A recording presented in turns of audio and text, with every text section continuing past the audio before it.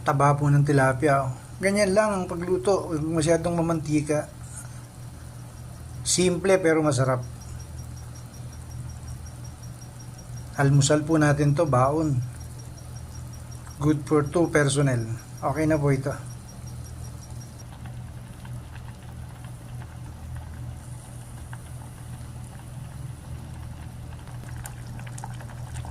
Fresh po yung tilapia. Bagong huli sa palaisdaan ni Manong.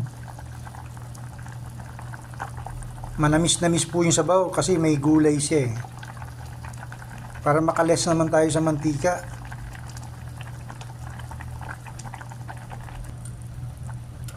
Tilapia po, nakakatalino ito.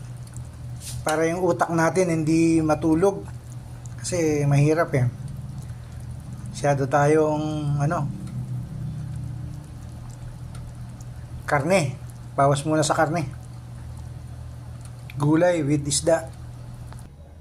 Okay na po, almusal muna tayo bago tayo magtrabaho.